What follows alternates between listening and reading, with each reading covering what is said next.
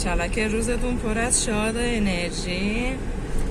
منم اومدم دنبال گل پسرم، خونه مادر جونش بود و با هم بعدش بریم سورپرایزیه. پس با ما همراه باشیم.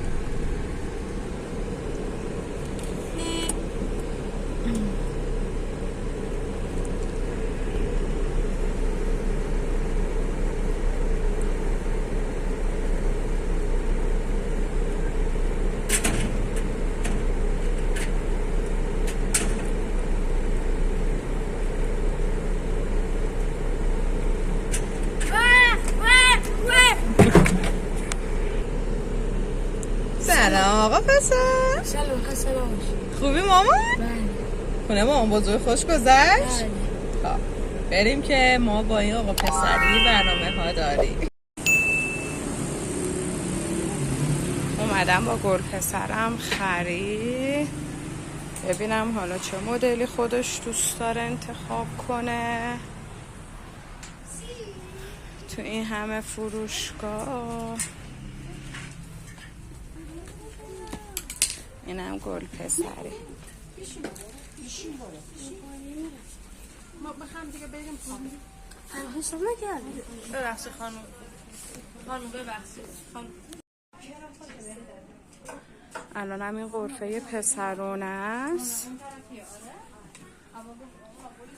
و بعد کل خرید خودم تولد دوستمه، اینو واسه خودم پسندیدم و اینم خریدای گل پسرم.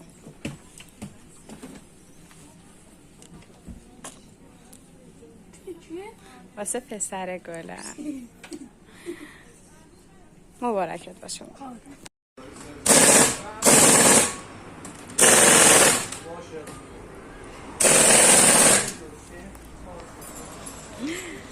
دوستای عزیزم ماشینم خراب شده، آوردمش تعمیرگاه که واسم درستش کنن. دوستتون دارم.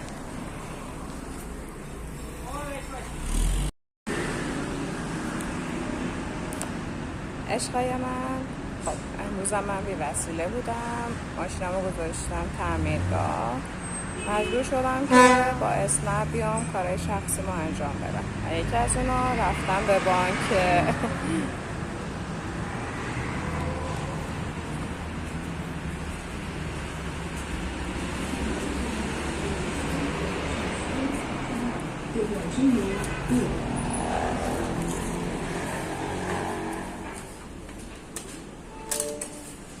شماره 260. دوستان کار بانکی ما انجام دادم، الان اومدم مغازه همراه با پسری خرید.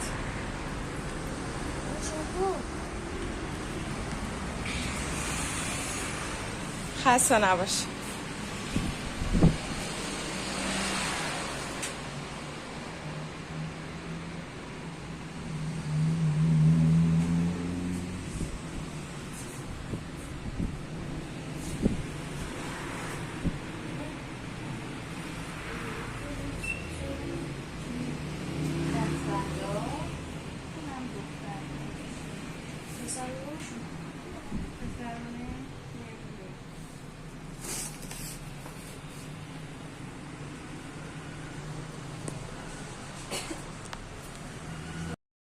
دوستای گلم، این هم خریدای من از فروشگاه. ممنون که منو همراه میکنی. عزیزان بعد صبح تالا خرابی ماشین و بانک و خرید منزل یه همچین پذیرایی میچسبه. جای شما هم خالی.